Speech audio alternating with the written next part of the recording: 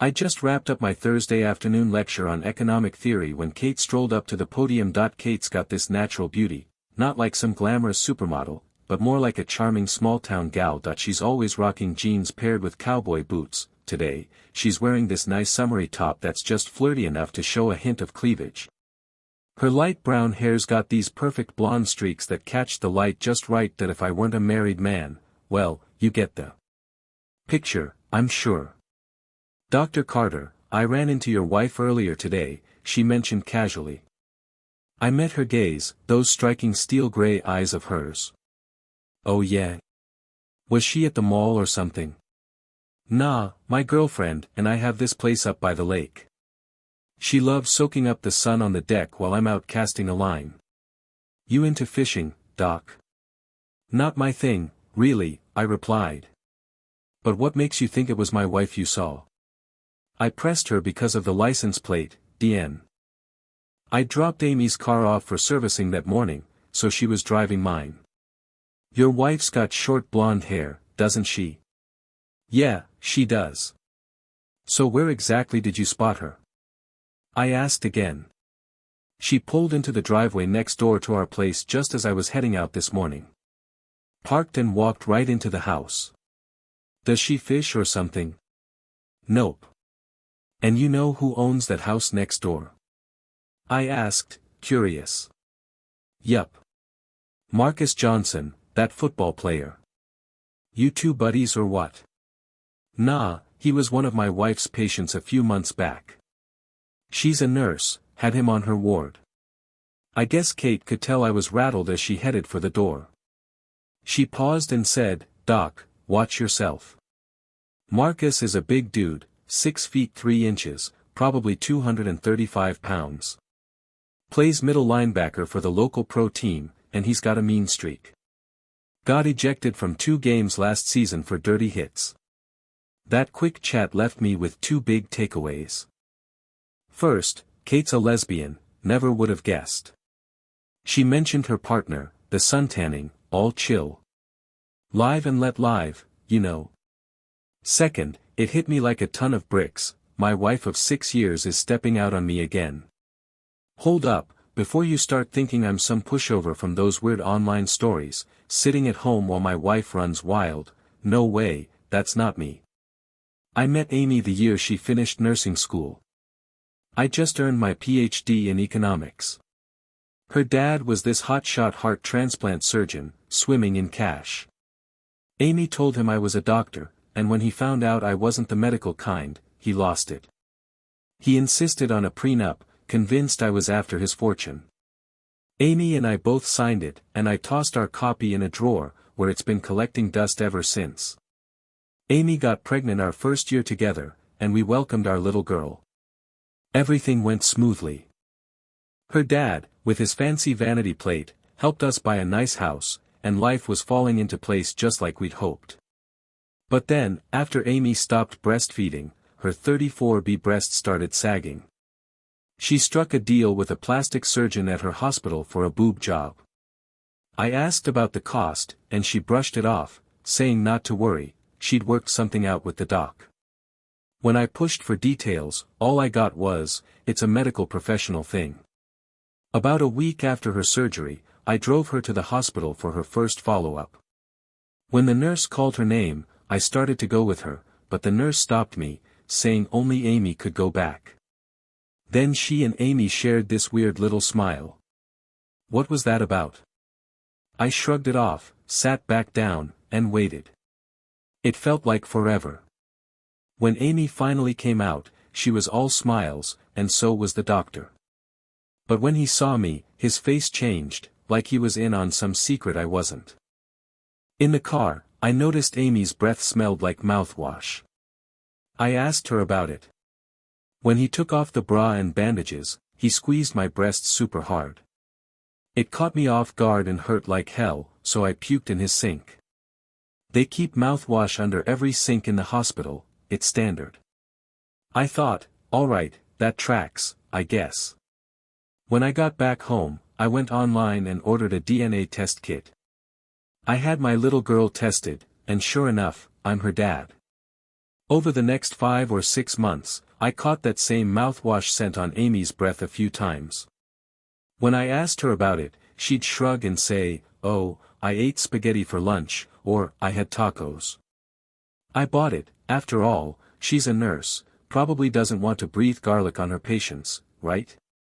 During my lunch break, I'd swing by the hospital parking lot. Her car was always parked there, no exceptions. About 5 months later, she dropped this odd comment over dinner. "Guess Dar. Evans, that plastic surgeon, is gone from my life now. He took a job at some fancy clinic out on the West Coast, packed up with his wife and kids, and moved." I asked why she phrased it like he was out of her life. She said she just meant if her implants ever had issues, she'd need to find a new surgeon. Sure, that sounded convenient. For the next year or so, things rolled along pretty smoothly. I did notice that mouthwash smell on her breath now and then, but what was I supposed to do? March into divorce court whining about my wife's breath freshener? That'd make me look like an idiot. If I was gonna use that prenup, I needed rock-solid proof she was stepping out. On Sophie's 3rd birthday, I picked up my little girl and drove to the hospital.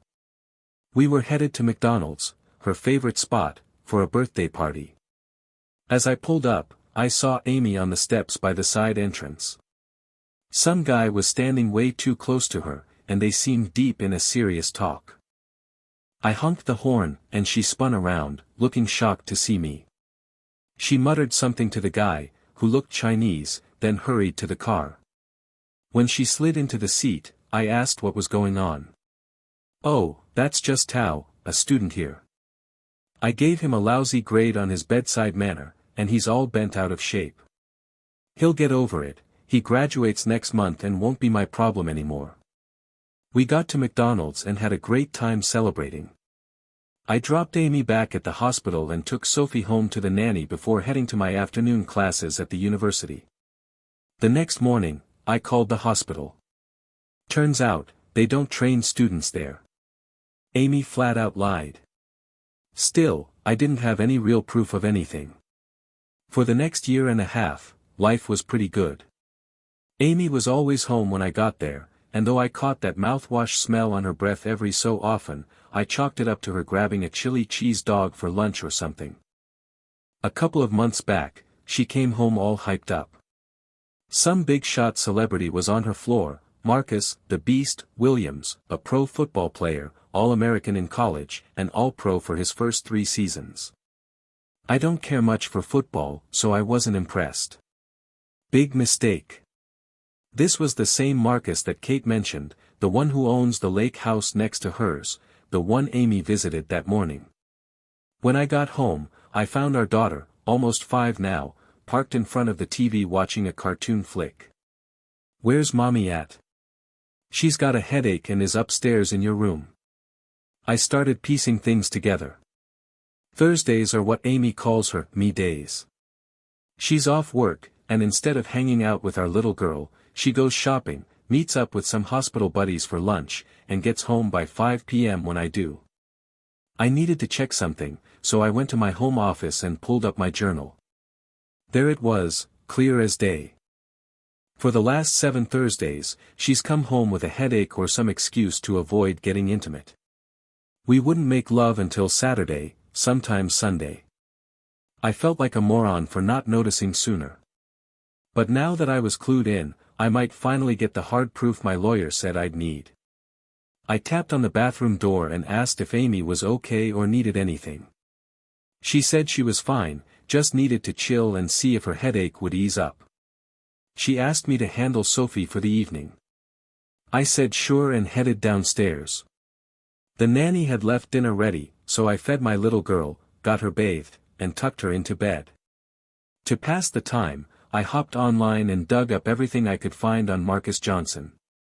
Around 11 p.m., I took a shower and slipped into bed beside Amy. I could tell she was awake, but she was faking sleep. I let my cheating wife have her rest. The next morning, she was up early, off to work, giving me a quick kiss and telling me to have a great day. I had a plan brewing. I got to the university and asked my grad assistant to cover my morning class. He was thrilled to step in. Then I fibbed and asked to borrow his car. I drove up to the lake and parked a bit down the road from the house I wanted to scope out. The place was locked up tight, shades on every window, probably curtains behind them. No chance I was getting a picture of what I knew was happening inside every Thursday. I needed a better idea. I could wait till they were inside, bust down the front door, and start snapping photos. Sure, that'd go great. Not. Marcus is a rough guy living in a brutal world. I'm 5 feet 10 inches, maybe 180 pounds, and I've never thrown a punch in my life. This dude could flatten me, and he'd probably walk free. I'd be the one facing charges for breaking in, if I even survived. I trudged back to the car. I thought I caught someone peeking from the window of the house next door, but maybe I was just paranoid. On the drive back, I replayed everything I'd read about Marcus the night before. He's married.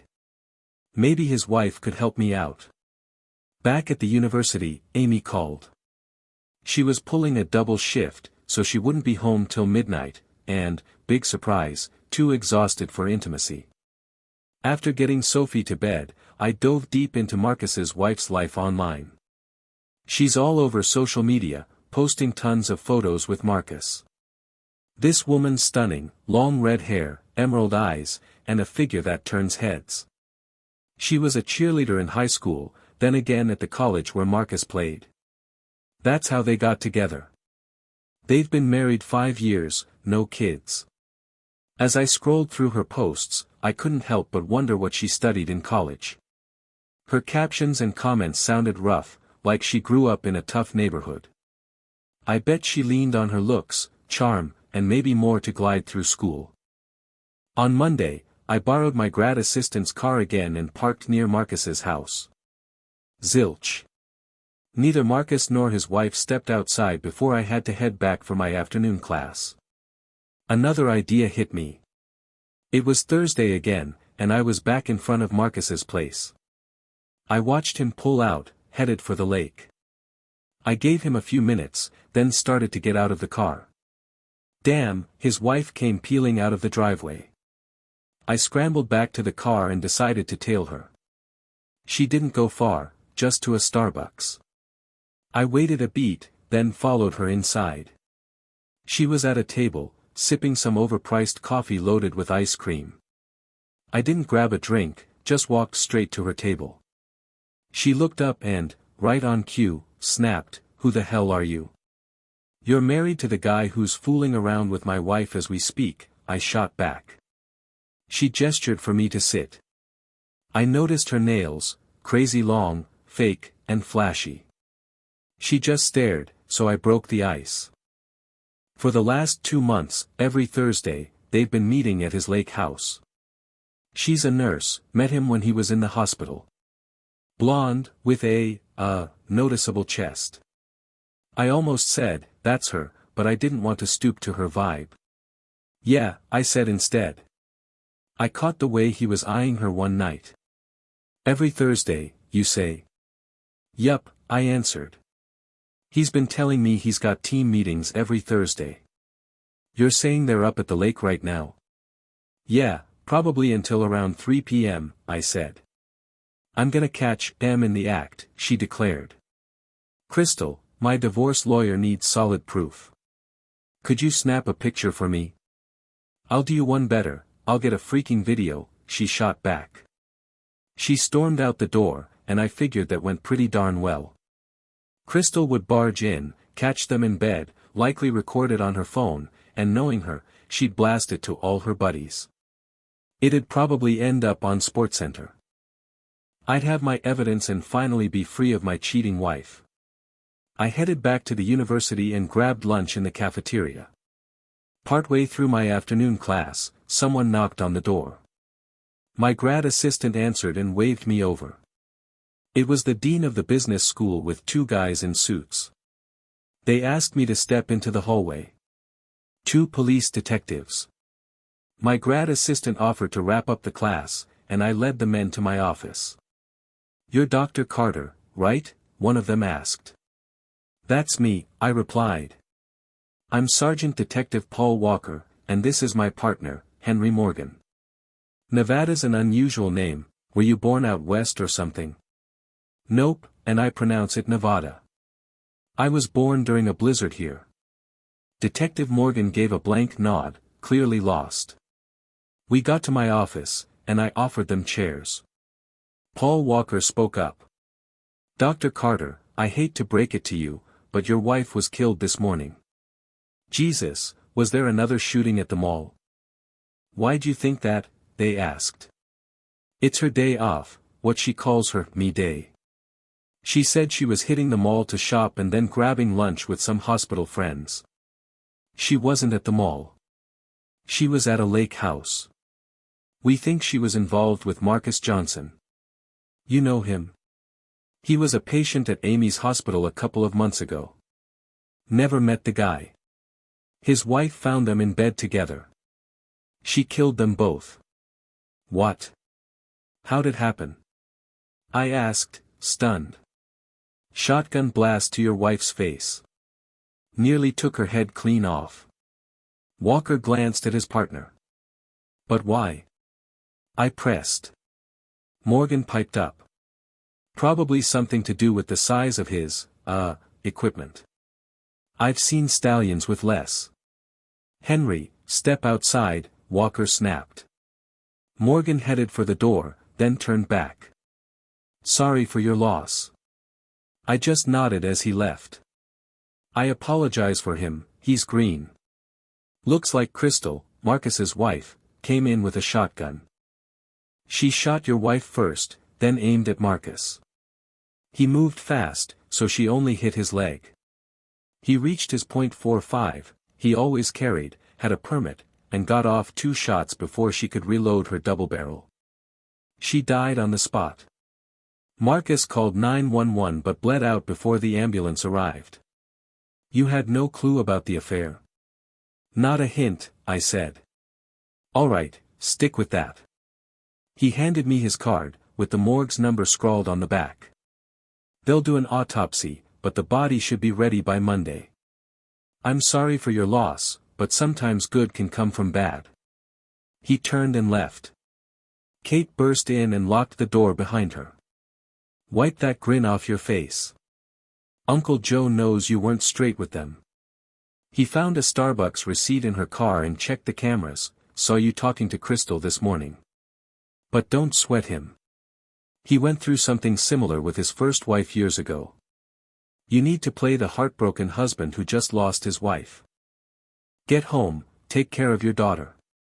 Hand me that card with the morgue's number. I'll deal with getting her body to a funeral home. Cremation work for you?" I gave a quick nod. "Head to your bathroom and splash some water on your face. Leave it wet, you gotta look like you're falling apart." I handed Kate the card and stepped into the bathroom. Staring at my dripping reflection in the mirror, I actually started to tear up. I didn't want Amy gone like this. She was still Sophie's mom. All I wanted was to end the marriage because of her cheating. What was gonna happen now? I'd lied to the cops. Then it clicked. Uncle Joe. I hurried back to my office. "Who's Uncle Joe?" I asked. "He's my mom's brother. My dad was his partner on the force until he retired last year. Don't stress about him, I'll handle it." "He'll get it," Kate said. I grabbed my briefcase and headed down the hall. Before I could make it to the parking lot, a couple of my bosses stopped me to offer their sympathies. I thanked them and drove home. There's no gentle way to break it to a kid that their mom was killed in a mess like this. I decided to keep it simple: a really bad person took her mom away. That's it. Sophie broke down, and I held her tight.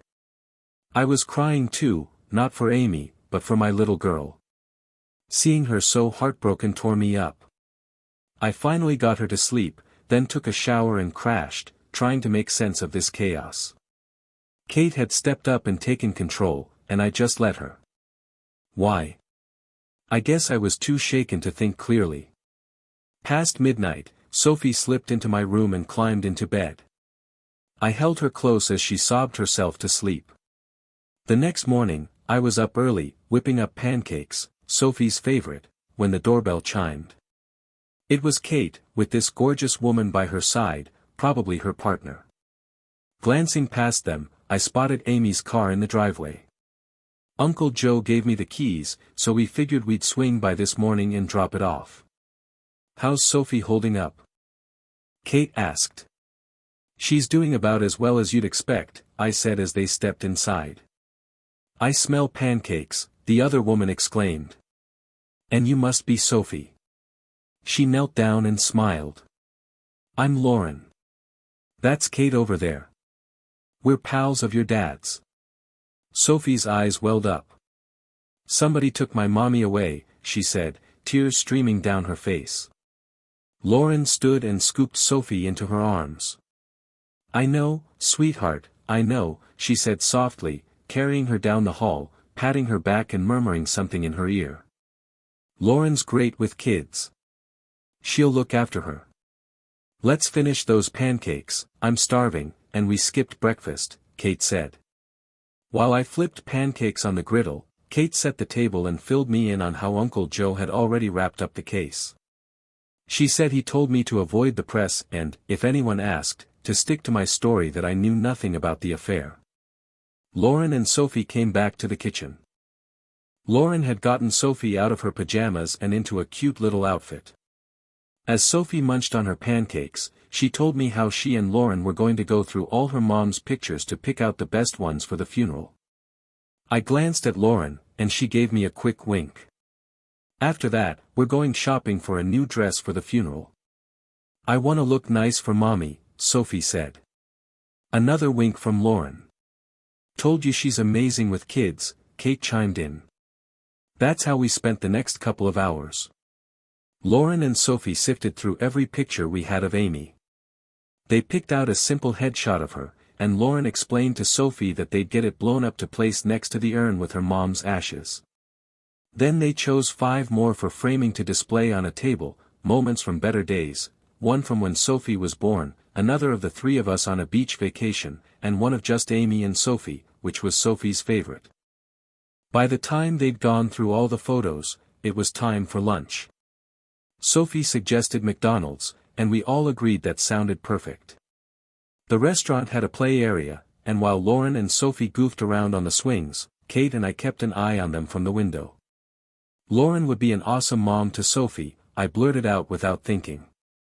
"She really would," Kate said, nodding. I turned to Kate, feeling awkward. "I didn't mean to." She grabbed my hand gently. "It's okay. I'm fine with sharing." By now, you can probably guess how this all wraps up. Kate took charge of the funeral plans, and Amy's body was cremated. At the service, I handed her ashes to her dad, Dr. Grant. I reminded him that Sophie was his only granddaughter and that he was welcome to visit her anytime. It wasn't his fault his daughter turned out to be a deceitful cheater, and it took me 4 long years to finally catch her in the act. Lauren stepped up as an incredible mom, not just to Sophie, but to the 2 kids we later had together. Kate stuck around for nearly 3 years before moving on, but she still swings by now and then. Our kids call her Aunt Kate. Sometimes she and Lauren grab long lunches together. I'm cool with sharing, but only when it's Kate. And that's the end of my story. If you got a kick out of it, let me know, maybe give it a nod of approval or share your thoughts. Your support helps spread the word. If you're new to my tales, stick around, there's more where this came from. Thanks for listening, and I'll catch you next time.